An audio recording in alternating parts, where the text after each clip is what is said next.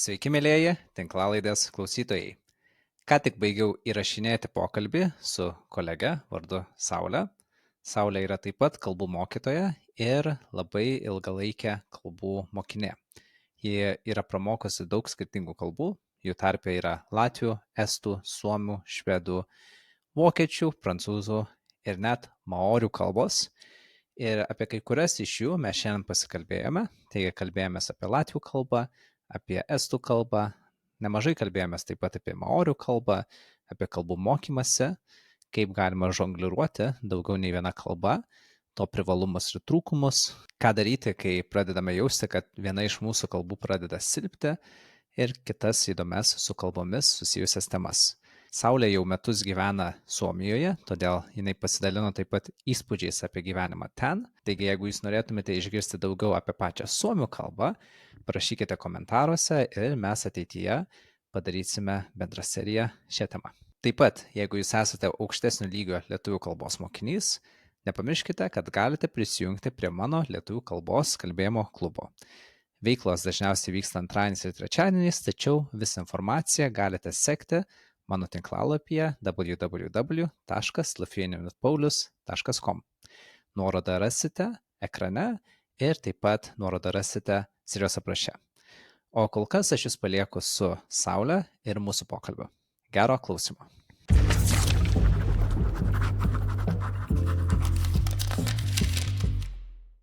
Labas rytas, Saule. Labas rytas. Labas rytas. Saule, kur tu dabar esi? Aš esu Tamperėje, Suomijoje. Tamperėje. Ar čia Suomijos šiaurė, pietus, vakarai, rytai? Čia yra 2 valandos traukiniu nuo Helsinkio. 2 valandas traukiniu. Taip, nuo Helsinkio iki Tamperės. Yra antras didžiausias Suomijos miestas. Supratau. Tai čia kaip negalime pykti ant užsieniečių, kai jie nežino Kauno, turbūt ant lietuvių negalim pykti, kai mes nežinom Tamperio. Tikrai taip. Taip, puiku. Ir Saulė, mes jau susipažinome anksčiau, mes dalyvavome vienam iš Lietuvių kalbos komisijos organizuojamų formų. Ir klausydamasis tavęs, pamačiau, kad labai norėčiau tave pakalbinti, nes sudominai dėl kelių skirtingų dalykų. Pirmas dalykas dėl savo kalbų bagažo, kurį tu surinkai per laiką. Antras dalykas dėl darbo. Ir trečias dalykas dėl tavo gyvenamosios vietos ir vietų, kur tu esi gyvenusi. Taigi, tu savo Facebook paskirtyje taip pat parašai, kad tu esi Baltijos pakrantės pasaulio tyrinėtoja. Tiksliau, mokausi kalbų ir tyrinėju Baltijos pakrantėje esančius pasaulius. Ar Suomija yra pirmoji vieta, į kurią tu atvykai, neįskaitant Baltijos šalių? Iš tikrųjų, tai aš keliauju kalbomis, nes kai aš mokiausi latvių kalbos, tai buvo toks periodas, kai aš negalėjau sau leisti keliauti ir man net ta pati Latvija atrodė kažkas tokio. Tai aš galvojau, atsimenu, kad aš galiu keliauti mokydamasi kalbas ir pažindama tuos pasaulius. Ir viskas taip ir prasidėjo nuo latvių ir estų kalbų, kurią aš pamiršau paminėti VLKK laidoje, forume, dėl to, kad visą tai išmuša iš vėžių, kai paklausė, kokiamis kalbomis, kiek kalbų kalbi. Bet Suomija yra ta šalis taip, kur aš atvykau gyventi. Gerai, ir dar pakalbėsime apie latvių ir estų kalbas, bet kol kas, kalbant apie Suomiją, kodėl nusprendėjai iškeliauti gyventi būtent ten? Todėl, kad mano draugas Suomis ir jis mane pakvietė. Aišku, tai viskas buvo gana paprasta. Jo. Ir tu Taip, jau ten tikrai. esi apie metus, berods, ar ne? Taip, apie metus. Ir kaip sekasi integruotis į naują kultūrą, į naują kalbą, į naują aplinką? Nepasakyčiau, kad kažkas labai sudėtingo. Šiaurės šalių biurokratija galbūt yra tokia kelianti iššūkių.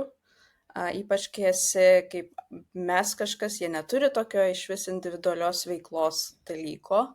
Tai viskas yra verslas ir verslui tikrai nėra labai lengva, nes ne tai, kad nėra kažkaip elementariai, tiesiog pakankamai popierizmo yra, kad reikia praeiti tą dalyką ir įrodyti save, kad tu tikrai čia kažką uždirbi.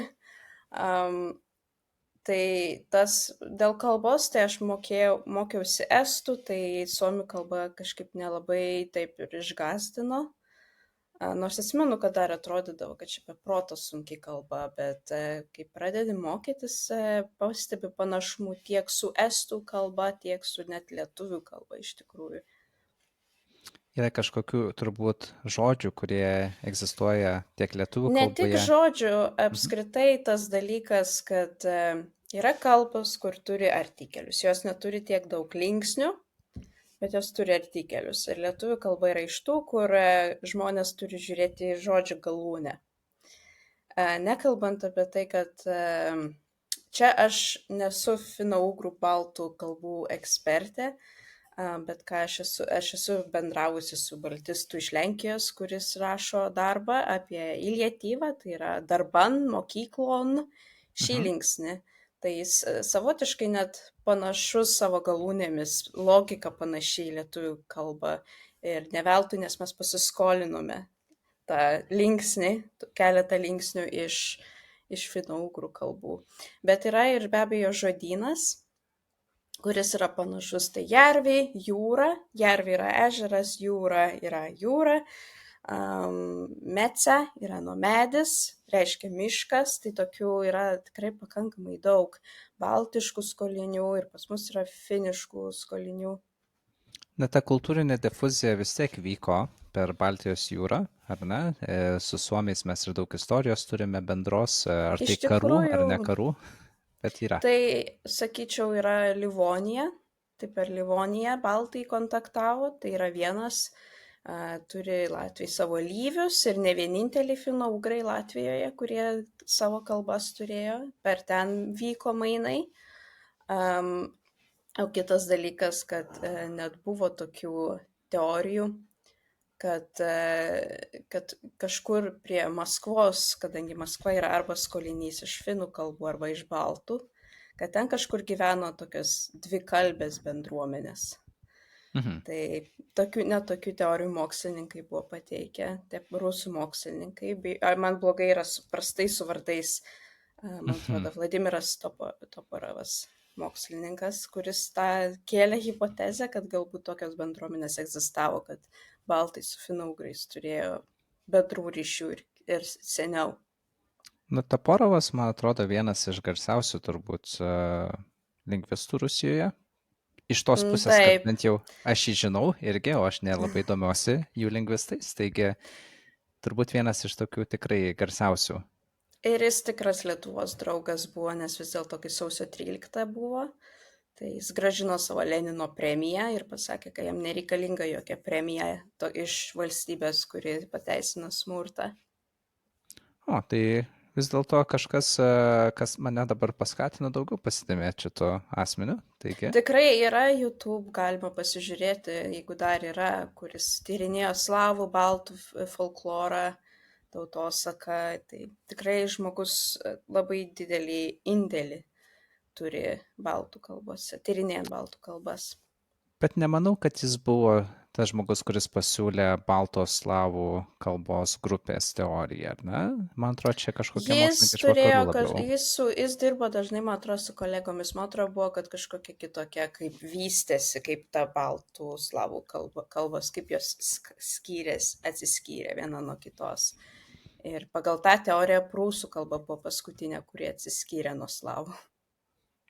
Nes su Aurelijum Vijūnu kalbėjomės, irgi pažįstamu svečiu, dabar gyvenančiu įdomoje saloje, kurią galima vadinti Formosa, arba Taivanis, arba Taivanas, Mhm. daug pavadinimų, sunku apsispręsti. Mhm.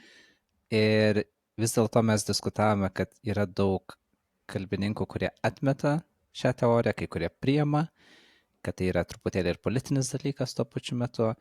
Taigi labai sunku. Dažniausiai lietuviai, tarkim, atmeta, rusai priema. Tai mūsų tokia gavosi tiesiog diskusija, kad yra daug klaustukų. Jis irgi išdėstė, kas gali patvirtinti šią teoriją, kas gali atmesti šią teoriją pagal jį. Nežinau, ar tu pati esi gilinusi šią temą, bet kokia tavo stovėsena šioje pusėje? Aš iš tikrųjų, mane šiek tiek pykdo, kai tas klausimas bandomas politizuoti, nes tai iš tikrųjų man net pasakoja vienas mano mokinių, slovėnas, kad darbe jis pastebėjo, kad yra panašus žodis, kažkoks slovėniškas į lietuvišką, kurį jis išmoko. Ir jis pasakė, kad panašu ir kažkaip matosi kai kurie panašumai tarp slavų ir baltų kalbų. Ir jis turėjo problemų su personalu. Aha, Personalo vadyba, jiem nepatiko, jie sakė, kad čia yra ant ribos. Iš tikrųjų, nereiktų dažnu atveju politizuoti šio klausimo. Tikrai yra panašumų, tai yra, galų galia tai yra indoeuropiečių kalbos, bet man atrodo, kad yra panašumų ir plačiau, bet nežinau, aš neturiu tvirtos tokios pozicijos, man tiesiog atrodo, kad panašumais reikia džiaugtis ir tu pats dėstai lietuvių kalbą ir žmonėm tie panašumai žodiniai bent jau padeda tikrai išmokti ir jie kažką randa savo, kažką, kas jiems yra artima ir ta kalba iškart tampa mažiau baisi, netokia bauginanti, kažkas visiškai kitokio, naujo. Tai man atrodo tas purtimasis toks labai ir kartais ta reakcija, pagalvokime, kad ir ukrainiečiai yra slavai, ir jie kalba slaviškai, ir čekai kalba slaviškai. Tai daug pažangių tautų kalba ir tai nereikėtų, tos grupės nereikėtų sėti su Rusija. tiesa, ir įdomu, nes yra tikrai daug labai panašumų, bet yra ir tam tikrų kertinių skirtumų.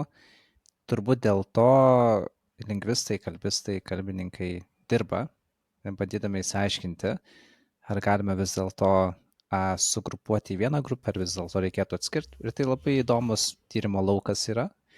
Ir man visada įdomu, aš turiu daug mokinių iš Baltarusijos, kai jie atranda visokių žodžių, pavyzdžiui, žodis kišenė.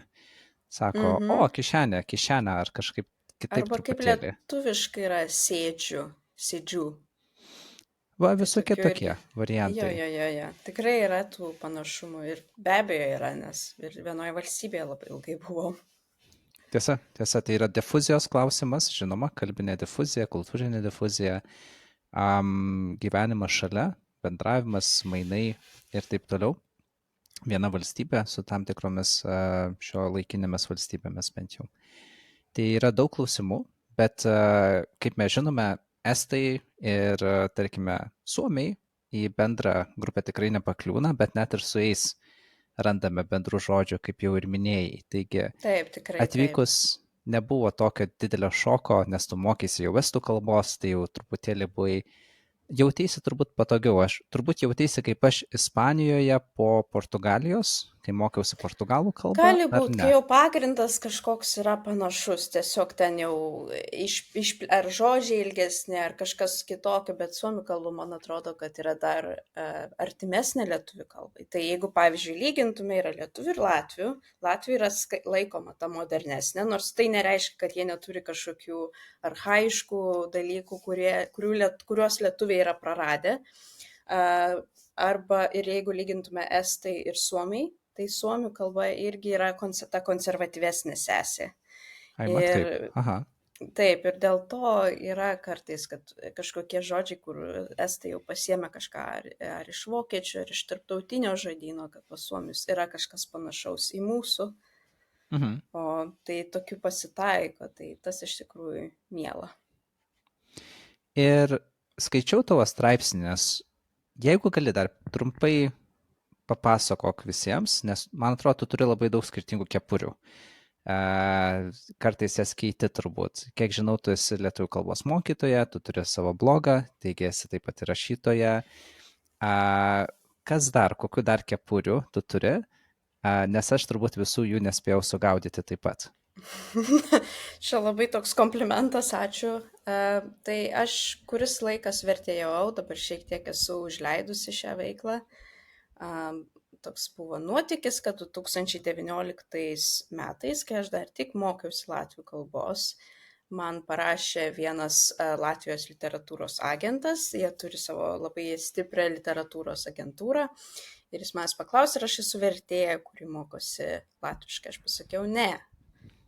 Tikrai ne, aš tiesiog taip savo mokausi. Ir jis, nors aš dar taip ir kalbėjau latviškai, vis tiek man pasiūlė, kad pabandyk gal versti literatūrą lietuvių kalbą ir aš sutikau, nors iš pradžių man atrodo siaubas būti vertėjų ir šitą sunku ir viską, bet galiausiai pradėjau versti keletą turiu publikacijų, tai buvo tas dalykas, bet šiaip dar reklaminius tekstus rašau, tai copywritinimas rašau latviškai ir lietuviškai. Tai latviškai irgi būna, kur klientai užkalbina ir jie negali, jie nelabai tiki, kad aš galiu gerai rašyti tos reklaminius tekstus ir man būna toks, aišku, vis tai nėra mano gimtoji kalba.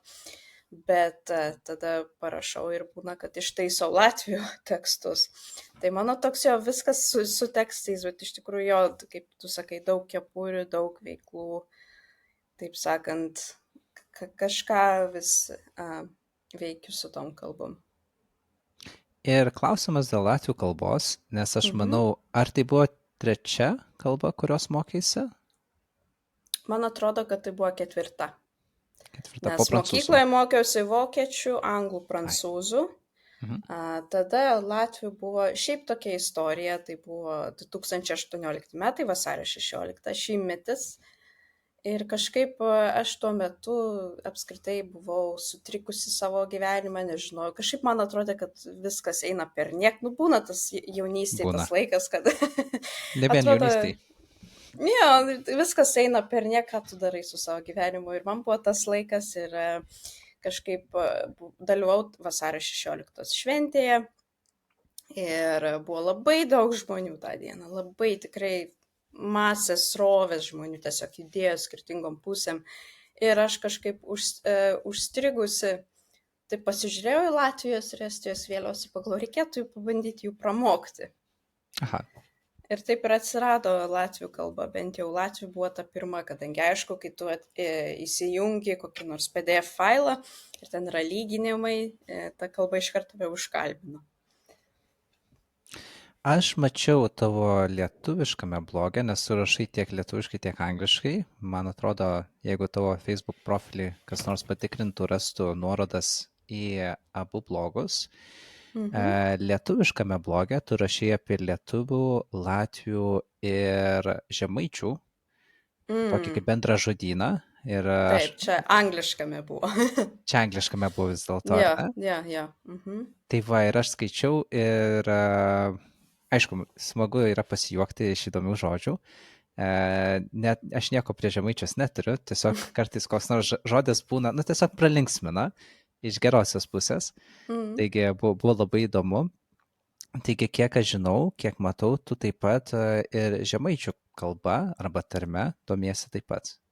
Na, iš tikrųjų, ten buvo, kad aš norėjau kažkaip, domėjausi lietuvių tarmėmis ir būna, kad kai dėstu irgi užsimenu, jeigu kažkas kažkokį žodį vartoja ir žmonės iš visų kraštų Lietuvos ir galėt pažinti, su kuo jie bendrauja. Ir kokia kalba, koks kalbos variantas juos supa. Bet ten buvo tiesiog, kad aš apsiklausinėjau, man atrodo, man vienas giminaitis užrodė knygą tokią, kur vaikams pasakos ar vaikų rašinėlį žemaitiškai. Ten buvo ir labai geras žodinėlis apačioj. Po viskuo, po visais tais tekstais tas žodinėlis ir aš pagalvojau palyginti, nes man latviai dažnai sako, kad žemaičiai jiems yra suprantamesni negu standartinė lietuvių kalba kalbantieji. Tai ir buvo ta idėja taip paimti ir palyginti. Dabar beliktų tik latgalių palyginti, nes jie irgi turi panašumų su lietuvių kalba. Tiesa, šitas labai dažnai pasitaikantis palyginimas būna. Lietuviai ir latgaliai, latviai ir žemaičiai. Toks įdomus persipinimas. Ir man vienas iš mano pažįstamų, irgi svečių tinklalaidės, padovanojo knygą, pavadinimas Skaidrus. Man atrodo, atsiprašau dėl labai mano gera rimo. knyga. Taip, aš pažįstu autorius. Tikrai labai gera knyga, kai aš mokiausi, tokios nebuvo. Nieko Mhm. tokio nebuvo, tai tikrai labai džiaugiausi ir palaikiau tą idėją, kai išleista ta knyga buvo. Man atrodo, tai buvo latvių kalbos, nežinau, ar komisijos, ar agentūros idėja, iniciatyva, jie finansavo tą. Tikrai labai gera knyga ir tai yra būtent lietuviui. Nes aš turiu latvių mokinių ir kai tu dėstai latvių ir moki latviškai, kartais būna, kad aš įterpiu kažką, kad čia yra panašiai kaip latvių kalba, arba čia visiškai priešingai. Tai tikrai labai smagu, kad tokia knyga yra. Tikrai verta iš ten pasimokyti. Tai aš ją turiu su savimi ir dėja dar nepradėjau, nes vis tiek mąstau, kad turint knygą galbūt vis tiek vertinga rasti ir mokytoją, nes skaitant iš karto gerinti tarimą ir taip toliau. Nežinau, tu mokysi savarankiškai latvių kalbos ar mokysi Jo, su mokytoju? Savarankiškai. savarankiškai. Viskas Ir kaip savarankiškai. sekėsi? Ar mokytumės dabar savarankiškai, jeigu reikėtų pradėti iš naujo? Geras klausimas. Iš tikrųjų, mano atveju aš dar Twitteryje rašydavau ir netyčia išpopuliarėjau ir ten buvo ir televizijos reportažas apie mane. Kuriame tai kontekste? Apie tai, kad vat, yra mergaitė iš Lietuvos ir jie mokosi Baltijos šalių kalbų. Bet iš tikrųjų ten buvo, jie atvažiavo, tuo pat metu jie buvo Lietuvoje, nes filmavo Baltijos kelio 30-mečio renginį. Ir vyras, kuris filmavo reportažą, buvo tas pats, kuris filmavo patį Baltijos kelią. Ir jis apskritai toks, matosi, žmogus turėjo labai didelę patirtį, kaip ninzė, kur, žinai, pamiršti, kad egzistuoja tas operatorius. Nes šiaip taip, matai kamerą, biški bijai, su juo to nebuvo. Tai jo, buvo tas ir išpopuliarėjau ir būdavo žmonės taisydavo tas klaidas. Ir man būdavo biški, aš susigūždavau, nes kai parašai tekstą, įdėti savo darbą, ten ir žodyną pasižiūrėdavau, Letonika LV, labai geras žodynas yra lietuvių latvių palyginimai. Ir būdavo, kad pataiso ir ta visi spaudžia tos patiktukus ten. Ir tau vis išmeta tą tavo klaidą.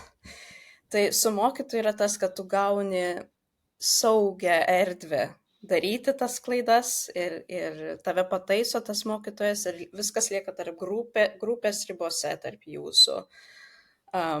O socialiniuose tinkluose tai tampa visų darbas tave pataisyti, paskui prasideda ir kalbos kultūros klaidos, kas jie patys, pavyzdžiui, nesutarė, kažkas tam pritarė jom, kažkas nepritarė, kad jos čia yra kažkokios klaidos.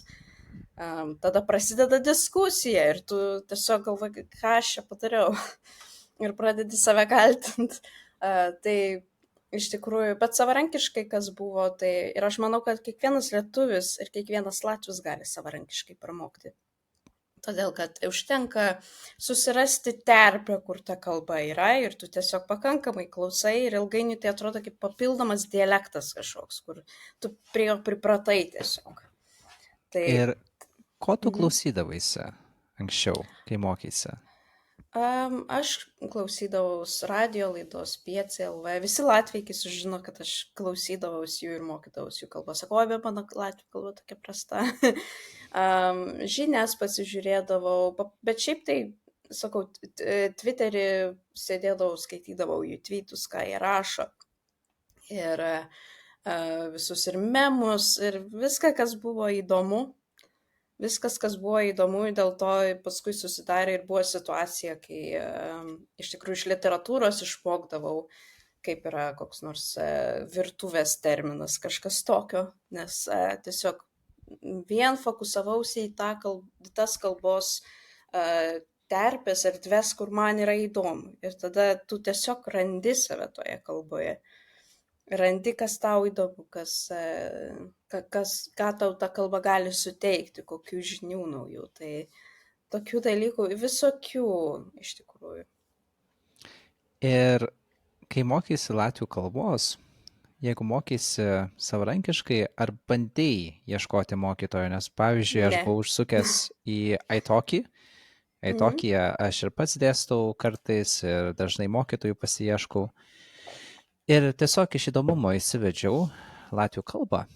ir radau Mhm. 5 mokytojus, iš kurių visi 5 yra community tutors. Nėra nei vieno Mm. profesionalaus mokytojo, nieko blogo tame nėra, community tutors irgi yra labai gerai. Tačiau tiesiog pastebėjau, kad net lietuvių kalbos yra 13 mokytojų, o estų, man atrodo, 11. Taigi Mhm. mūsų Baltijos šalių kontekste, bent jau šitam tinklalapyje, matosi, kad latvių tikrai mažiausiai yra, kurie dėsto savo kalbą. Ir Reikės perduoti. Susiimkit. reikės iš tikrųjų. Mm. Ir ar tu, pavyzdžiui, pažįsti kažkokių mokytojų dabar, pavyzdžiui, kuriuos galėtum parekomenduoti, ne vien man, bet ir kitiems, kurie galbūt vis mąstydavo, bet bijo pradėti patys, gal reikia pagalbos šiokios tokios, gal tu pati dėstai latvių kalbą. Nuotoliu aš dabar šiaip renku grupelę lietuvių, kur aš tiesiog būtų tokias nuotoliniai susitikimai, kur mes mokytumėmės kartu. O, super. Taip, tai bet šiaip tokių nuotolių, kad dėstytų, nežinau, bet žinau, mokausi visą gyvenimą, yra VU programa. Tai ten galima, man atrodo, yra ir vengrų kalba, ir slovėnų, man atrodo, kartvelų, net yra latvių, estų. Aš pati ten mokiausi estų, pas nuostabią mokytoją. Tai ir ten yra nemokama, tai yra nemokami kursai, užtenka užsirašyti ir tiesiog lankyti. Tai tas variantas, ir ten, man atrodo, nežinau, kas ten latvių kalbą dėsto, bet įsivaizduoju, kad irgi iš tų VU žmonių, kurie tikrai yra puikūs. Tik tai aišku, susitikimai būtų fiziniai turbūt ir tu Jo. vaikščiodavai fiziškai. Taip, tas yra. Taip, bet nuotoliu tikrai dabar nežinau, kas dėstytų latvių kalbą individualiai ar grupėmis. Tikrai yra mažiau aktyvumo. O pati, tuo klausimu. sakei, organizuosi tokius kaip ir, ar tai bus pamokos, ar tai bus kažkoks forumas, ar kalbėjimo Pamokos klubas? tiesiog. Pamokos. Tiesiog pamokos, tokie patys pagrindai. Bet aš jau turiu ir užduotėlių savo latviams mokiniams, turiu ir individualią latvę mokinę, kur mokosi lietuviškai, kur visokie žodžių palyginimai, kas yra, kur tiesiog turi suporuoti žodžius ir atpažinti, kad čia yra tą patį reiškia, jis labai panašus. Tai va tokio kažką noriu daryti. Jau yra 2 žmonės susidomėję. Tai renku dar, kol kas dar žiūriu, kiek dar susidomės. Ir padaryti tokią grupelę. Klausytojai gali tada tikrai parašyti komentarą arba tiesiai Sauliai parašyti, jeigu jie domisi. Ir pats esu gana užsiėmęs, tačiau vis tiek norėčiau kada nors pradėti mokytis latvių kalbos. Tai jeigu žvaigždės tiesiog kažkaip susilygios, mielai ir aš prisijungčiau, taigi seksiu informaciją. O kur galėtume sekti informaciją apie tai? Geriausia Facebook'e, aš ten anonsuoju visus savo visas veiklas, publikacijas ir panašiai, tai man atrodo, kad ten geriausia. Gerai, tai tada tiek aš, tiek kiti sekite Saulės Facebook paskyrą. Liuks. Perinant prie estų kalbos, tos pamirštosios, kurią pamirštai ir tu paminėti, ir mes kartais pamirštam, daug kas pamiršta, kad ji nėra baltų kalba, kas nesidomi kalbomis. Ir tokia, estų kalba, šiek tiek gąsdinanti mane asmeniškai, nes... Mane irgi gąsdino ir aš labai bijojau finougrų kalbų. Man atrodė, kad aš mokiausi latviškai, bet tada man atrodė, kai jau sugalvojau, kad mokysiuos estiškai, tą vasario 16 latviškai ir estiškai, kažkaip tada jau galvoju, bus sunku, bet reikės kažkaip. Bet tada ilgainiui papatai, kad tai nėra taip svetima, kaip galėtų atrodyti.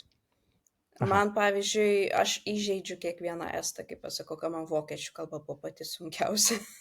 Ir tai buvo pirma kalba, bet aišku, ir artikeliai, nes tai yra kita logika. Jeigu nori, bet estų kalba, pavyzdžiui, nėra giminės gramatinės, tai tau reikia išmokti ten, pavyzdžiui, tik vieną jis ir užteks. Nėra, kad kažkaip, kaip pas mus, dalyvių galūnės keistusi ar būdvardžių galūnės keistusi, tai tas palengvina. Bet dar ir padeda tas, kad kai tu mokaisi jos, tu tiesiog visada yra labai svarbu surasti tą momentą, kuris palengvina tą kalbą, kuris kažkaip susisieja su kitomis tavo kalbomis. Tai šiuo atveju tada galvoju, kad mes lietuviai irgi galūnėmis galvojam. Mhm. Tiesiog, kad tai yra tokia dar tobulesnė sistema, kai nėra jokių į plius akuzatyvas, Mhm. bet tai yra jau, jie turi kažkokį linksnį, ar ant kažko, pavyzdžiui, jie turės linksnį. Tai tokia, aš žiūriu tai kaip tokį, žinai, papildymą to, ką mes turim. Ir tada, bet taip, iš tikrųjų sunku dabar, kai mokausi suomių, tai ta kalba miršta.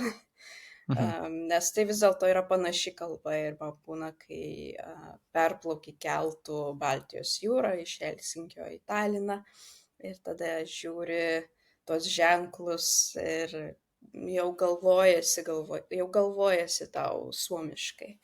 Bet vis tiek susikalbu dar estiškai, jeigu reikia kažką ar kavos nusipirkti, ar bilietą muziejui nusipirkti, tai galiu susišnekėti. Bet gal reikia tiesiog kelių dienų adaptacijai, nes man buvo taip, kai išvykau aplankyti draugų į Madeirą Mm. ir su kai kuriais buvau išvystęs įprotį bendrauti portugališkai tik tai. Mm. Ir aišku, man pradžiai iš burnos pradėjo ispaniški garsai ir Jo. žodžiai ir maniera eiti ir aš toks, okei, reikia save truputėlį sustabdyti, vėl bandai, vėl eina ispanų kalba. Bet nieko baisaus, 2, 3, 4 dienos ir man atrodo, aš jau tada galėjau vėl, kiek mokėjau, švariai kalbėti portugališkai. Bet Mm. pirmos 3 dienos tiesiog refleksas, automatinis ir nieko Taip, nes negalėjau su to padaryti. tu supranti, bet tu jau tavo galvoje jau tos dėžės yra viena pasipildžiusi labiau negu kita ir tada lenda ne tie žodžiai, bet sakau, susikalbu, bet tiesiog ir jaučiu, kad daugiau dėmesio skiriu suomių kalbai ir tas pasimato, aišku. Aš vienas iš tų žmonių jau esu minėjęs, kuriam liūdna, kai jaučiu, kad viena iš mano kalbų pradeda silpnėti. Tu panaudoji dar stipresnį terminą mirt, dar baisiau skamba. Kaip tu su tuo Mm. tvarkaisi? Mm. Aš paprastai kažkaip nežinau, kartais pagalvoju, kad reikėtų gal tas kai kurias savo kalbas pasimokyti pagaivinti. Kartais užsiimu avantiūrą ir, pavyzdžiui, vokiškai buvau nekalbėjus 4 metus ar 6 metus ir įstojau magistrantūrą, kur buvo vokiečių kalba ir turėjau vieną dalyką, kur buvau viena studentė su gimta kalbiu vokiečiu, kuris nekalba lietuviškai. Tai ir pasirodo, kad visai šnekukai yra, žinai, Paskata. iš mano patirties, kai, pavyzdžiui, ar net latviškai, jeigu reikia versti žodžiu, ir tada visos įmanomos konstrukcijos, kurias tu esi pamiršęs ar kažką, jos lenda, tiesiog tu neturi kur dėtis, tu neturi kada galvoti, ar aš teisingai galvoju, ar aš Mhm. teisingai spėju. Tai kai tokia biški, tokio šalto dušo ir tada žiūrėk, viskas atsigauna, atsigamina. Bet taip gaila, bet ir taip savaime suprantama, kad taip gali atsitikti ir visą optimistiškai galvoju, kad vis tiek gal kažkada bus laikas, kai ta kalba vis tiek sugrįž. Pavyzdžiui, vokiečių kalba mano gyvenimą vis kažkaip randa, kaip sugrįžti. Mhm. Nors aš ją būna nevartoju visai, tada jinai kažkaip vėl ateina, tai taip būna. Ir pokalbio metu VLKK forume tu minėjai dar vieną labai egzotišką kalbą, su kuria tu buvai susidūrusi, minėjai maorių kalbą. Taip. Kokia čia istorija slypi po tą maorių kalbą, kaip jie iš vis tavo gyvenime atsirado ir jo kiti klausimai vėliau.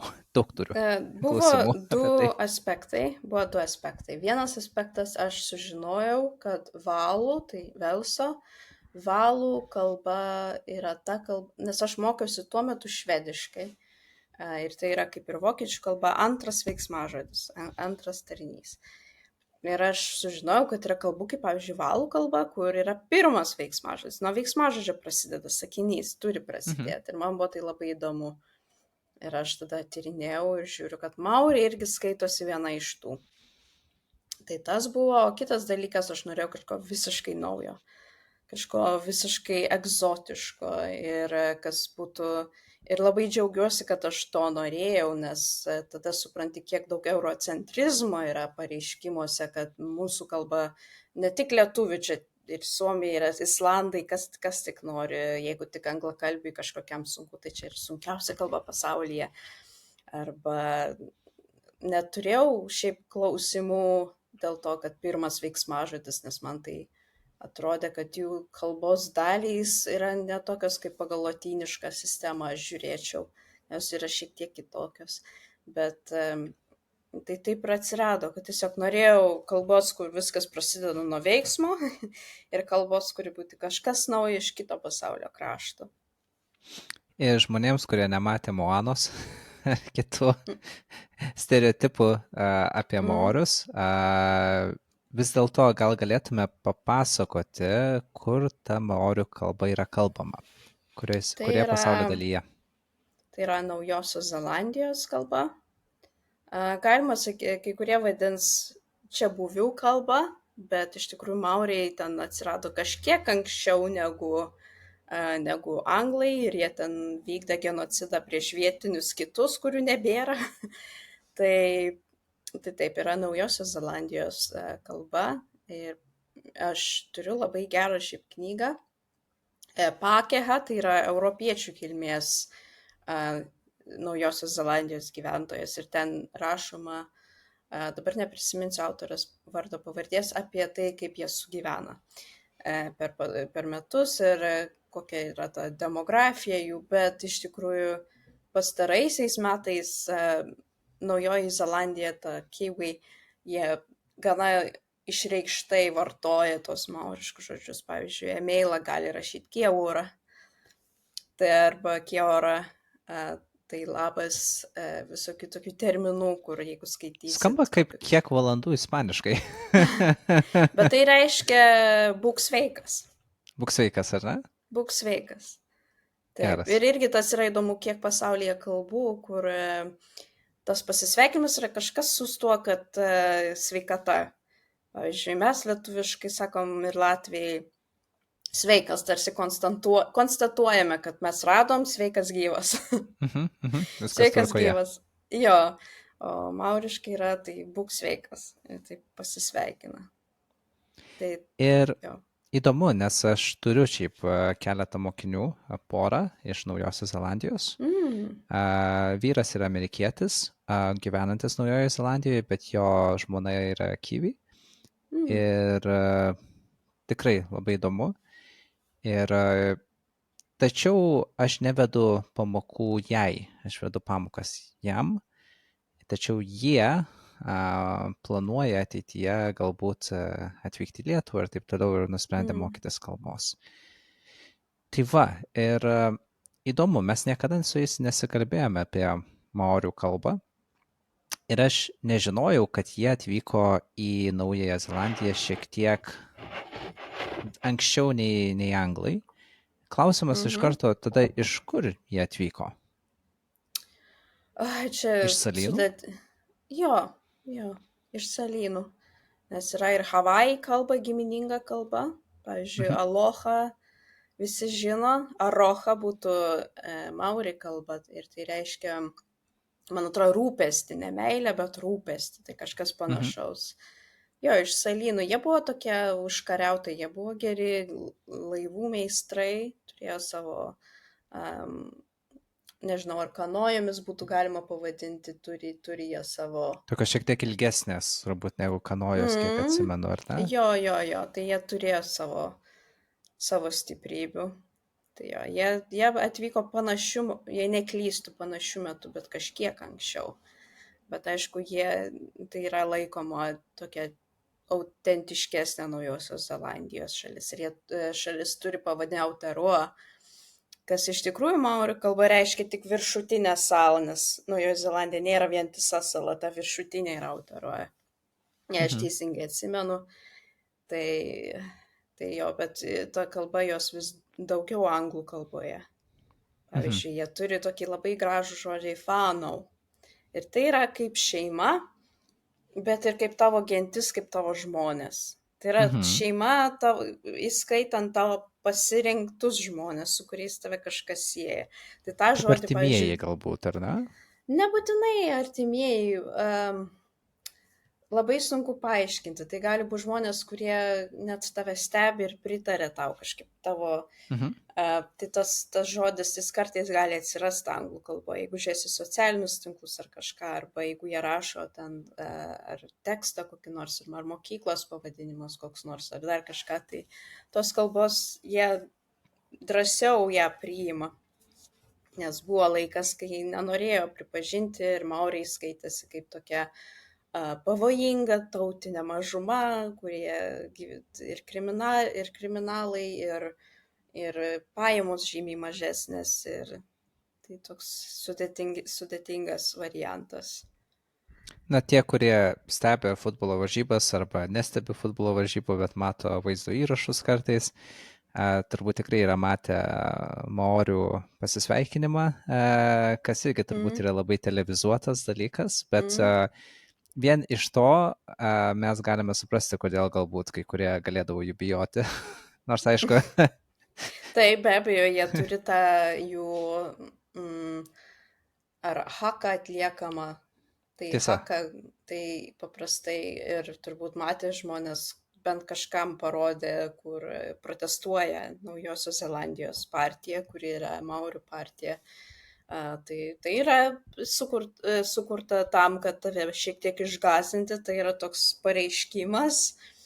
Ir akis didelės, ir šnervės išpūstos, tai, kad tu nepasijaustum per daug komfortabiliai tikrai. Jo, gal mums mūsų Europos vakarų politikoje kartais irgi reikia labiau to pastaruoju metu. Mm. Gal turim kažką, ką galime pasimokyti iš maorių. Bet grįžtant prie kalbos, kaip sekėsi bendrai paėmus ir kiek tu jos dar vis naudoji? Na, kad naudoju, nepasakyčiau, tai vis ir aš neplanavau, kad aš ją vartosiu kažkaip.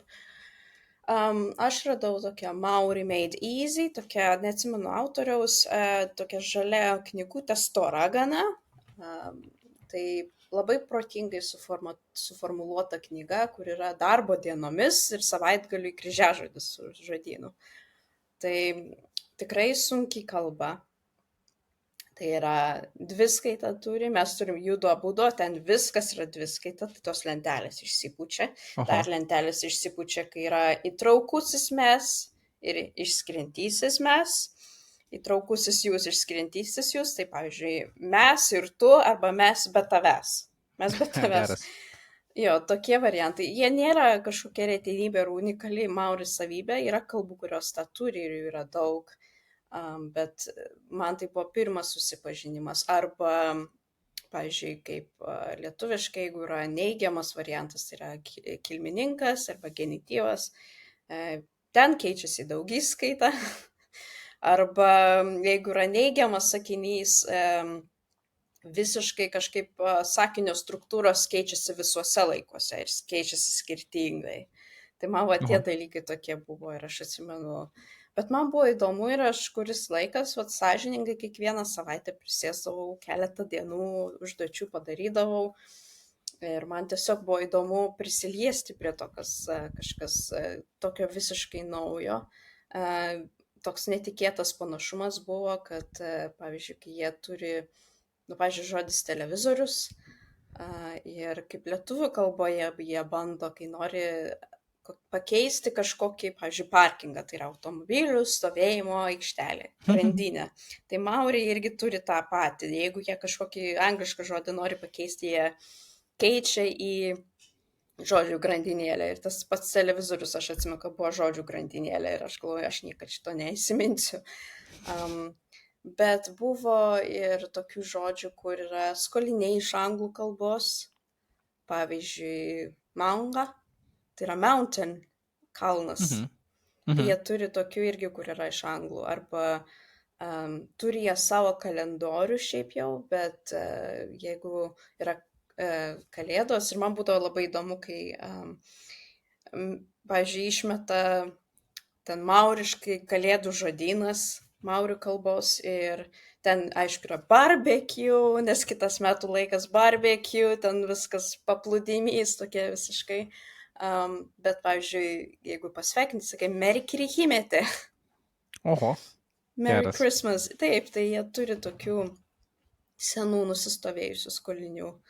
Ir dar buvo smagu, kad taip yra ai. Tai Mhm. jeigu klausai kokio mauri radio ir ten yra pokalbis, tai ai.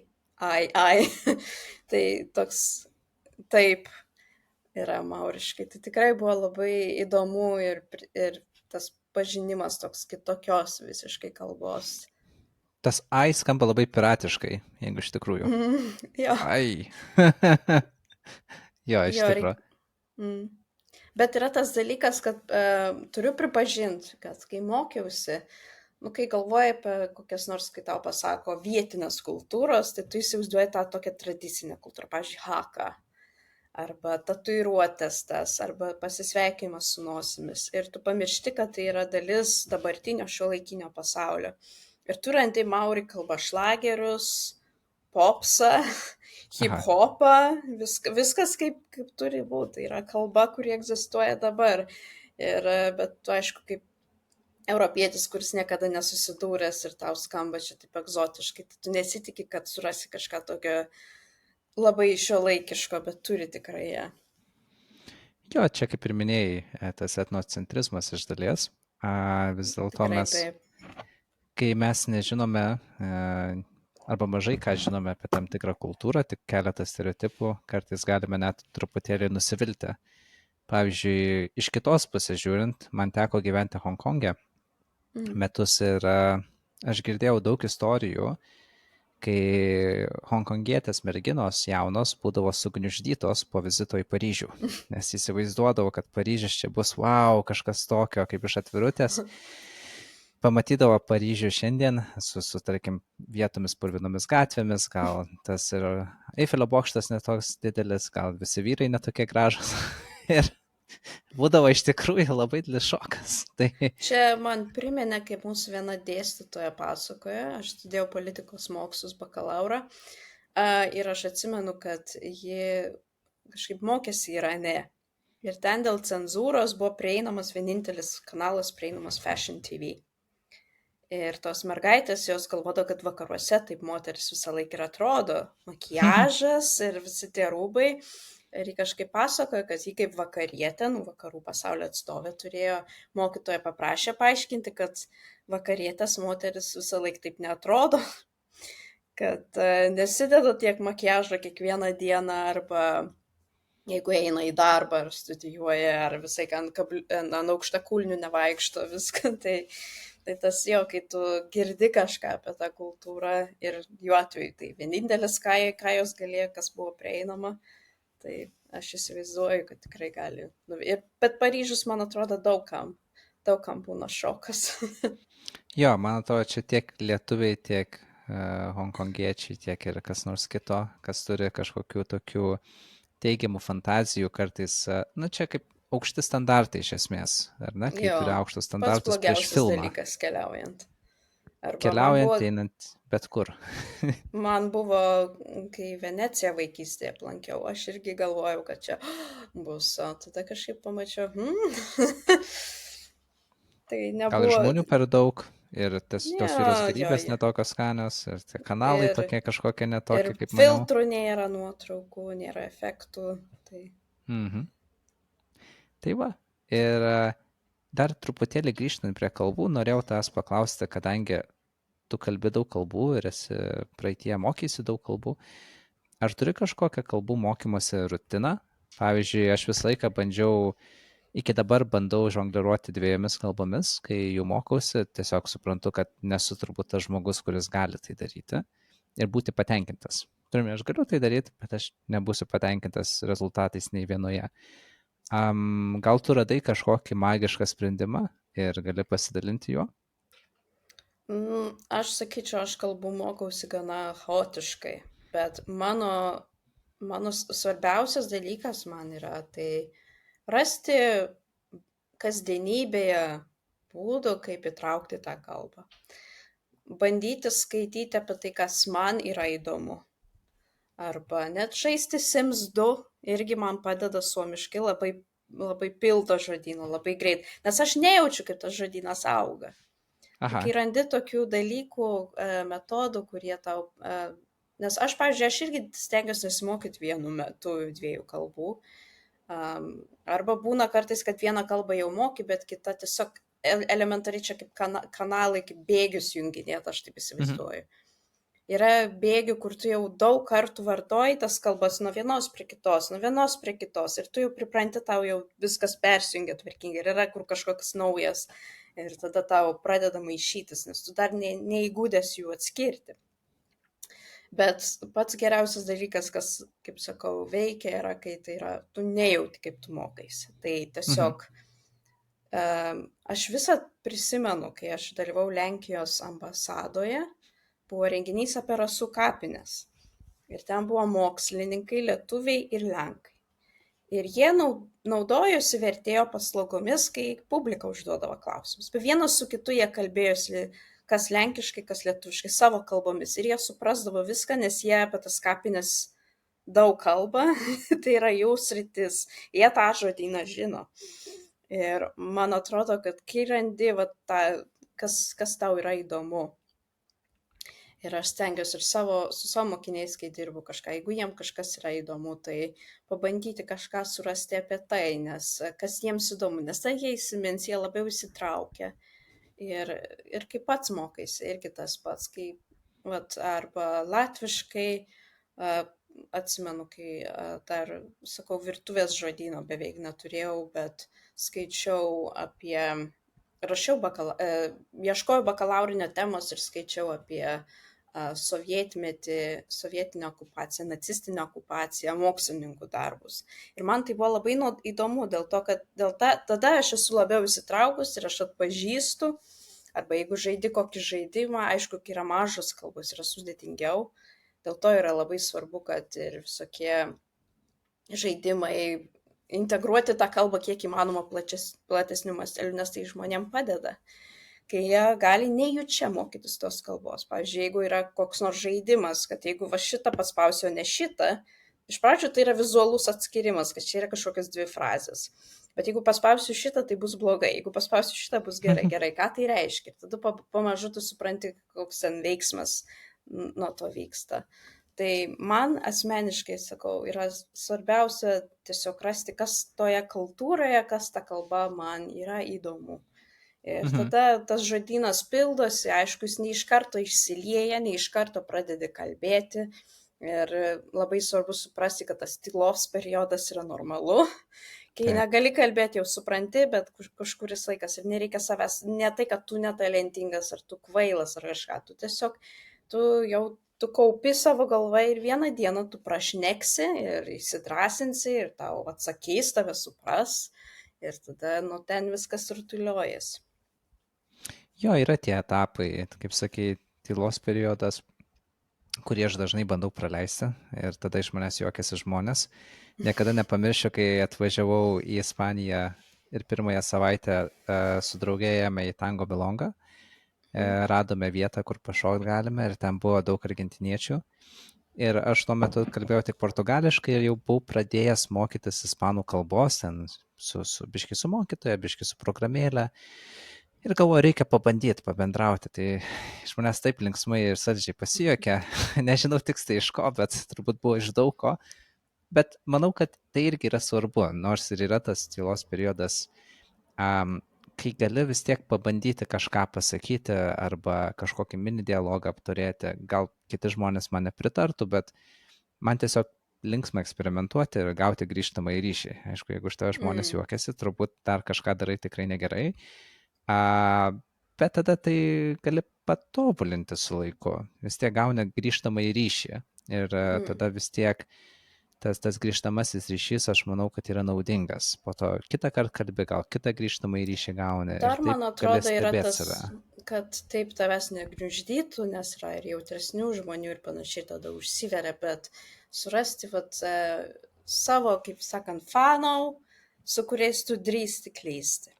Aha. Ir tada tu jautiesi saugus darydamas tas klaidas ir tu pasitikė tų žmonių pataisymu, nes žmonės gali pataisyti ir klaidingai iš mano patirties. Ir tada tave kiti taiso, ir tu, bet man gimtakalbis šitaip sakė. Bet arba pavyzdžiui, kai aš maža buvau, vienu metu tėtis man buvo amžinatilsį pasakęs, kad katė supranta geriausiai vokiškai. Aha. Katė. Ir, jo, ir aš dabar suomiškai su kate pabendrauju ir tada visos konstrukcijos, viskas plaukia savaime. Tu nebijai padaryti tų klaidų. Ir iš šalies jeigu girdi, pavyzdžiui, draugas, tai gali pataisyti. Bet taip ir va tokiu būdu vartoti tą kalbą dar prieš, taip sakant, išeinant į sceną. Aha.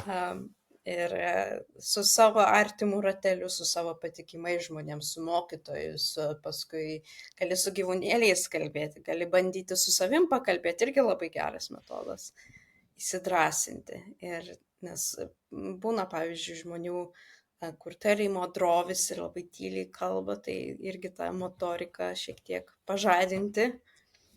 Ir tada, kai išeini su kitais, jau netaip baisu, nes bent man atrodo, kad daugeliu atveju tai yra apie supratimą ir tarpusavio pokalbį, o visa kita yra jau tos baimės mūsų vidinės. Super, super. Saulė, jaučiuosi kažkoks užsimotyvavęs. Tai Gerai, tai aš savo misiją atlikau. Reiškia, kai taip jaučiuosi, žinau, kad buvo geras pokalbis. Taigi, matau, kad mes jau artėjame ties valanda. Aš tau ir žadėjau, kad kalbėsime apie valandą, taigi noriu laikytis to. Ir tiesiog labai noriu padėkoti dėl to, kad pasidalinai apie savo patirtį, apie kalbas. Žinoma, galima klausinėti daugiau ir daugiau. Gal ateityje galėtume padaryti po seriją apie kiekvieną iš kalbų, žinai, visokių idėjų galėtų būti. Bet aš tikrai pats irgi seksiu tave dėl latvių kalbos, nes man kaip lietuviai, žinai, toks keistas, mes turim tokį keistą santykį su gėda ir man kažkodėl dar keičiau, nes man gėda, kad aš latvių kalbos nemoku ir nesimokiau visą šį gyvenimą iki dabar. Tada turėtų gėdytis labai daug žmonių. Labai daug, bet kaip žmogus, kuris yra linkęs į kalbas ir kalbų mokymasi, net ir vadovėlį turiu su savimi, jau mane jau draugai jau pradėjo truputėlį tą pusę, taip maždaug, Pauliau, gal tu, mes kalbam, gal tu norėtum kalbėti taip pat. Taigi aš tą mintį vis turiu, tiesiog gyvenimas toks jau yra, kad turi jisai tik tai tam tikrą kiekį valandų per dieną ir panašiai, tai, bet vis tiek domėsiuosi ir man labai kažkaip įdomu būtų pradėti, aš jau, turbūt ir tu taip jautėsi, tas toks keistas jausmas viduje, toks, kad mokaisi ne dėl to, kad reikia, o dėl to, nes tiesiog įdomu. Taip, dėl to, kad tiesiog tu, mano tuo atveju tiesiog, kaip sakiau, neturėjau krypties jokios nieko, bet tiesiog ši kalba mane, kaip sakant, kaip latviais išsireikštų, užkalbino. Aha. Mane užkalbino ta kalba ir tie panašumai ir tai yra lengviau negu atrodo. Ir man atrodo, kad jeigu mes skatintume iš abiejų pusių dialektus labiau, tarmes, nestandartą, tai būtų, žmonės pamatytų, kad iš tikrųjų yra net galima susikalbėti. Aha. Ir pavyzdžiui, ar skandinavai, ar net estai ir suomiai, aš pastebėjau, jie turi kažkokį šiek tiek suvokimą apie vieni kitų kalbą. Šiaip suomiai mes tam lengviau susikalbėti negu mums su latviais. Bet ir kita vertus yra tas dalykas, kad, man atrodo, jeigu mes daugiau žinotume vieni apie kitus ir apie vieni kitų kalbą, mes nebūtinai turėtume kalbėti tomis kalbomis. Lietuviai latviškai, latviai lietuviškai. Bet mes tiesiog žinotume tarpinius žodžius, kaip padėti kitam mane suprasti. Aha. Susikalbėti bendrai. Taip, ir kaip bendra kalbė tokia, tai man labai norėtųsi kažkada ateityje, kad atsirastų tas toksai, ta terpė, kur mes galėtume bandyti rasti panašumų, kurie padeda mums susikalbėti. Tai ką, reikia pasikooperuoti, reikia sukurti bendrą chatą WhatsApp'e su Artūru, vienu svečiu, su Valerijum, su tavimi, kitais. Turiu vieną mokinę iš Anglijos, kuri pradžioje mokėsi latvių kalbos, gerai pramoko, dabar su manim lietuvių kalbos mokosi. Taigi tų žmonių yra, tiesiog jo, reikia daugiau bendrauti ir skleisti žinias. Taip. Tai va. Kol kas tiek, Saulė. Ačiū Gerai, tau šį ačiū kartą labai. Ačiū, kad ir, pakvietei. ir tada tikėkime iki sekančio. Gerai, iki. Viso geriausio.